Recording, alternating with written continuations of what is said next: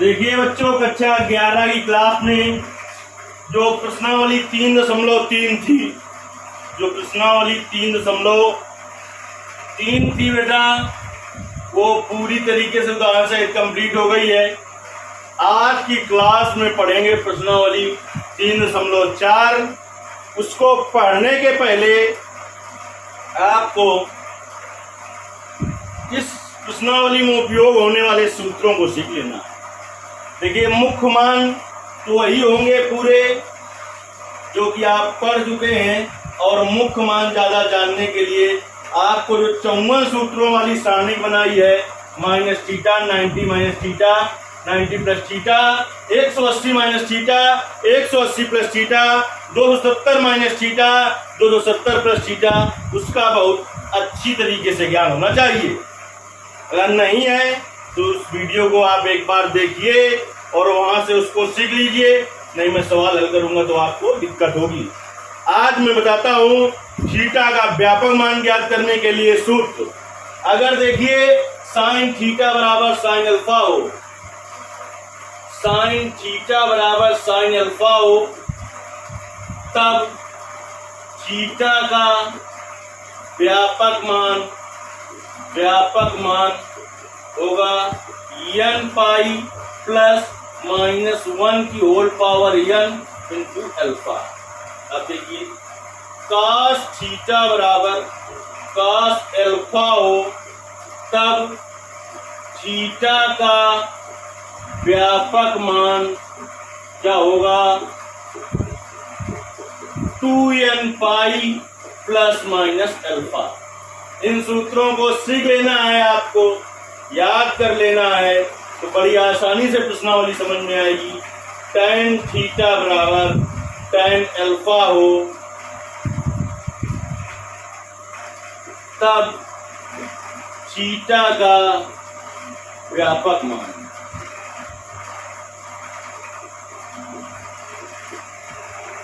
n पाई और plus alpha होता है। n पाई और प्लस का अल्फा होता है। अगर क्या हो आपका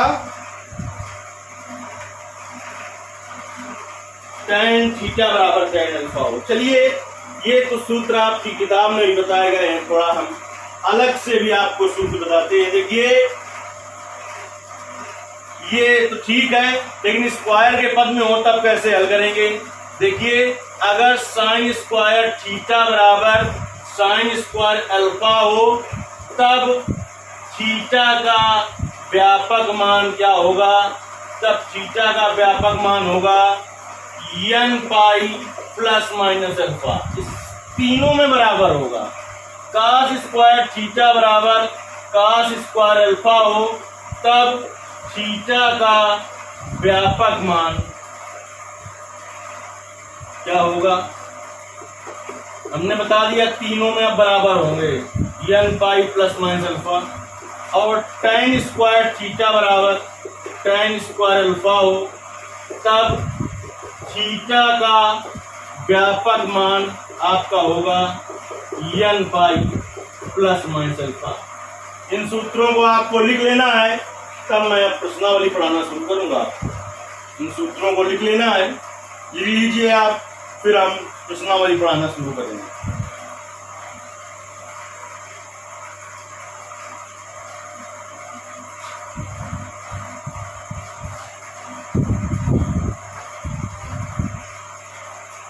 कुछ भी आपको ना समझ में आए तो एक बार कमेंट करके जरूर बताना है कि समझ में नहीं आया है।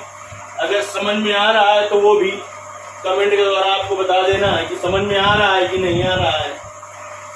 जो 16 तारीख से वैसे विद्यालय खुल रहे हैं, लेकिन जो ऑनलाइन क्लास होगी हमारी वो लगातार शुरू रहेगी।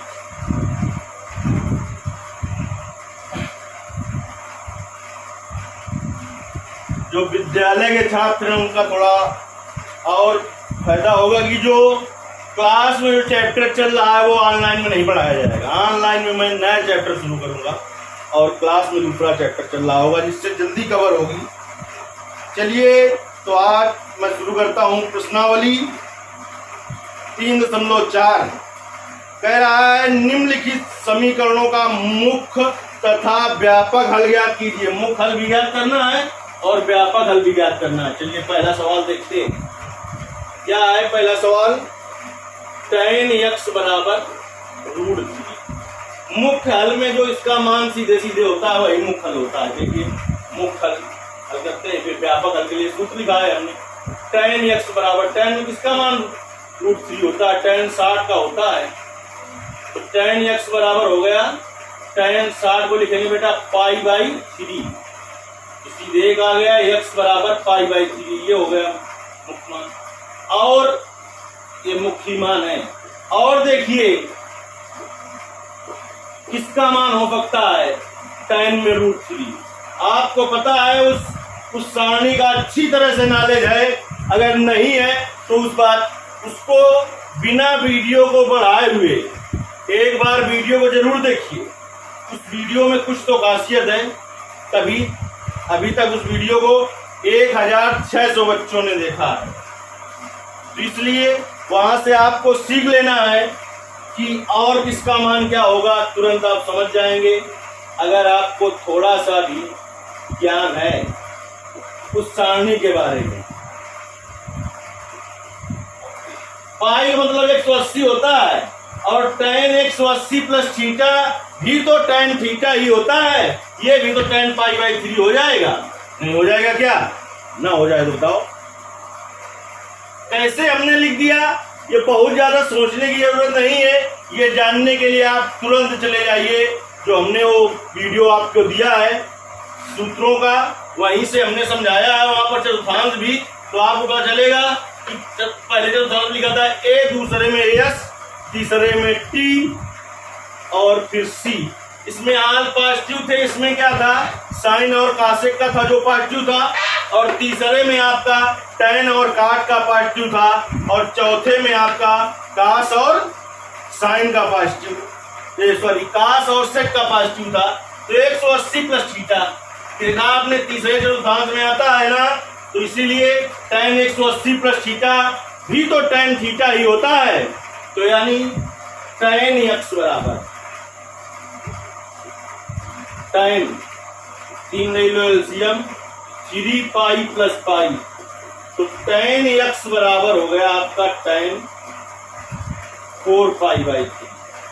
x बराबर आ गया 4π/3।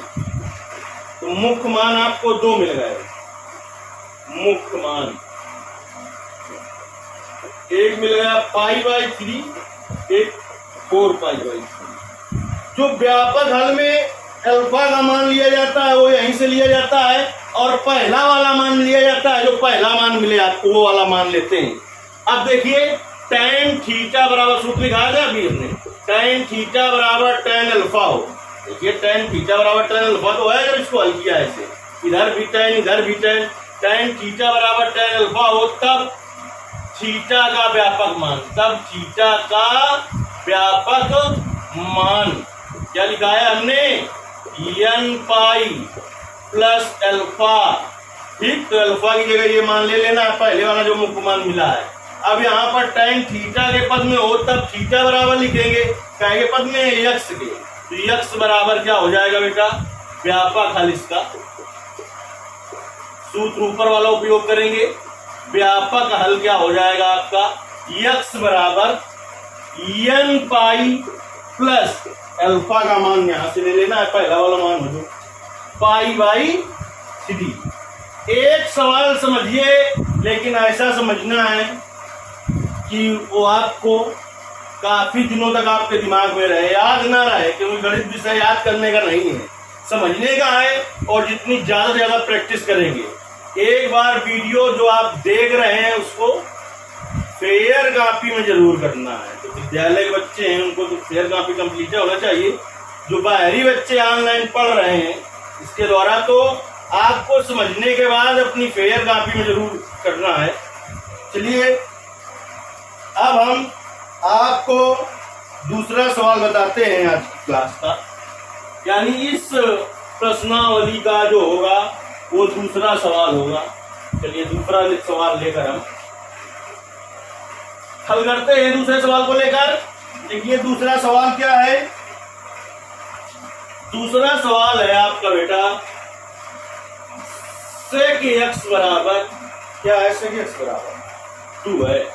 चलिए सेक एक्स बराबर, अब सेक में किसका मान 2 होता है, ये तो हमें पता है, लेकिन जब हम व्यापक हल में जाएंगे तो हमने सूत्र 3 के लिए ही लिखा रखा है भाई। ये तो मुख्य मान तो ज्ञात कर लेंगे सेका के द्वारा, लेकिन व्यापक हल में 3 के लिए सूत्र लिखा रखा है हमने। किसके लिए? साइन थीटा बराबर साइन अल्फा के लिए, कास थीटा बराबर कास अल्फा के लिए, टैन थीटा बराबर टैन अल्फा के लिए। तो इसको उसी में बदल के लाएं, उसी में बदल के लाएं। इसके लिए हमने कहा है हाई स्कूल से जो मैंने त्रिकोणमिति पढ़ाई है उसका ज्ञान होना बहुत ही ज्यादा जरूरी है। चलिए अब हम समझते हैं कि सेक एक्स बराबर 2 है, तो हमें सेक का पता नहीं है, सेक का उल्टा कास होता है, तो इसको उल्टा कर दिया हमने, इसके बटे को नहीं तो 1 था, 1 बटे सेक एक्स क्या हो गया कास एक्स, तो इसको उल्टा कर दीजिए 1 बटे 2 क्या हो गया 1 बटे 2 हो गया ना।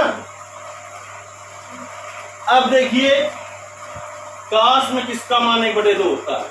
कास 60 का होता है, कास 60 का।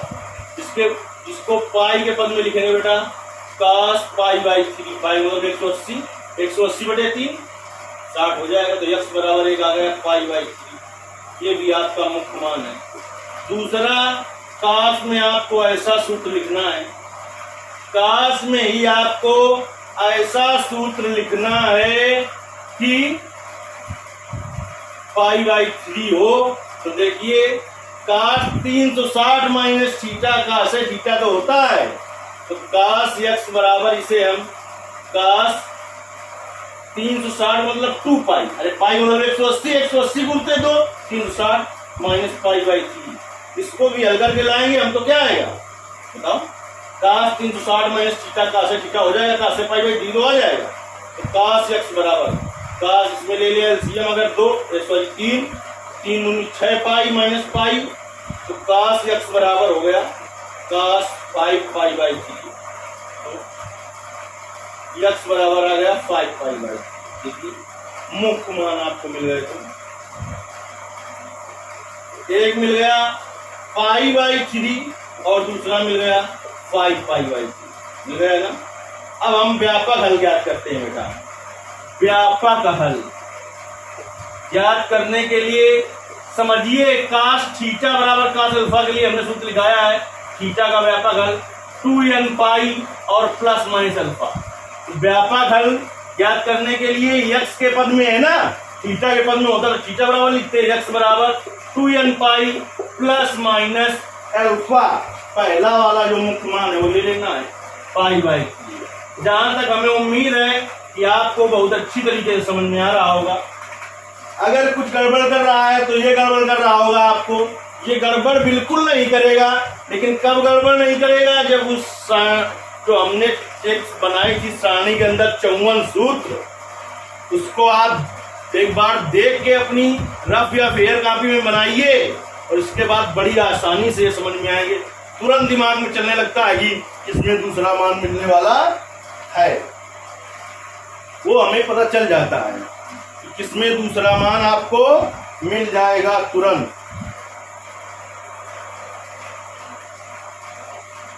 तीसरा हल करते हैं। देखिए बेटा तीसरा सवाल,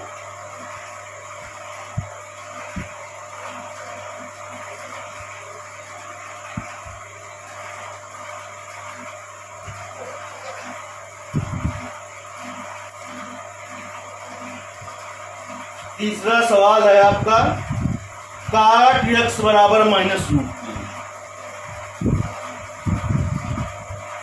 काट x बराबर माइनस का रूट 3। अरे काट में मुख्य मान तो हम ज्ञात कर लेंगे, लेकिन व्यापक हल में फंस जाएंगे जाके, तो इसलिए काट को किस में बदलें? टैन में बदलें, काट को बदले टैन में। अब देखिए तो काट का उल्टा हो गया टैन, टैन एक्स बराबर क्या हो जाएगा? माइनस 1/√3। अब टैन में किसका मान माइनस 1/√3 होता है? ये जानने के लिए आपको पता होगा कि ये इधर टैन थीटा बराबर टैन अल्फा हल करना होगा। इधर टैन है तो इधर भी टैन रहे, तो आपको ये तो पता है ना कि 1/√3 मान किसका होता है? 1/√3 मान होता है π/6 का, होता है ना। तो हम 90 में ये घटाएं π/6 तो वही सूत्र बना रहेगा कि 180 में घटाएं तो वही बना रहेगा। तो देखिए tan x बराबर tan π-π/6। समझ में आई बात? वैसे tan 180 माइनस थीटा क्या होता है? Minus tan theta. tan 180 minus theta क्या होता है? Minus tan theta. तो थीटा की जगह है π/6 तो माइनस π/6 हो जाएगा। तो माइनस और π/6 का मान कितना है? यानी tan 30 का मान √3। देखिए जो था वही है कि नहीं है। अब देखिए tan x बराबर क्या आ गया? tan और 6 ले लीजिए एलसीएम, 6 पाई माइनस पाई, तो tan x बराबर कितना आ जाएगा बेटा? tan 5 π/6। तो x बराबर एक आ गया 5 π/6। ये भी हुआ आपका मुख्य मान। क्या हुआ? एक मुख्य मान। दूसरा ऐसा जाना है कि tan थीटा बराबर tan अल्फा ही रहे, tan थीटा बराबर tan अल्फा ही रहे और मान भी मिल जाए। tan थीटा बराबर tan अल्फा ही रहे और मान भी मिल जाए। तो आप ये जानते हैं, क्या जानते हैं कि जो 360 माइनस थीटा के सूत्र होते हैं वो माइनस थीटा के सूत्र के होते हैं। यानी माइनस थीटा में cos और sec पॉजिटिव और बाकी सब निगेटिव होते हैं। यहाँ से हमने ये डिस्कस तो निकाल लिया था कि ये माइनस बाहर कर दे तो π/6 का मान है। तो इसे हम tan x बराबर बेटा tan का 2 पाई माइनस π/6 भी लिख सकते हैं। tan 360 minus theta minus tan theta minus tan π/6 हो जाएगा। माइनस बाहर रखेंगे π/6 यानी tan 30 का मान रख देंगे 1/√3। ये भी बात सही है। चलिए tan x बराबर बेटा क्या आ गया? tan x बराबर तो tan और 6 एलसीएम ले लेंगे, 6 दूनी 12 पाई माइनस पाई। तो tan x बराबर बेटा क्या हो जाएगा? tan 11 π/6। तो x बराबर क्या आ जाएगा? 11 π/6। तो देखिए 11 π/6 मुख्य मान आपको 2 मिल गए।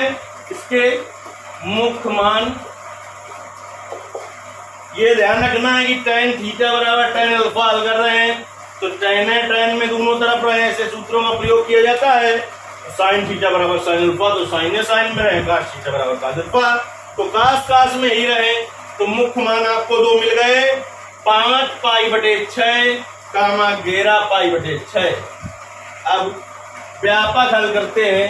तो व्यापक हल ज्ञात करने के लिए आपको ये पता होगा, ना पता हो तो बता दें। अभी अभी मैंने सूत्र लिखाया है tan थीटा बराबर tan अल्फा को हल करने के लिए थीटा बराबर n पाई और प्लस अल्फा। तो व्यापक हल थीटा के पद में होता है थीटा हो जाता, x पद में तो x बराबर हो जाएगा n पाई और प्लस अल्फा। अल्फा का मान पहला वाला लेना है, आपको मुख्य मान से मिला है 5 π/6। इसके आगे के जो सवाल होंगे वो अगली क्लास में हल किए जाएंगे। एक बार तुम्हें कमेंट करके जरूर बताना है कि जो आपको पढ़ाया गया है वो समझ में आया कि नहीं आया है। यदि आया है तो वीडियो को अधिक से अधिक लाइक करिए, शेयर करिए। धन्यवाद।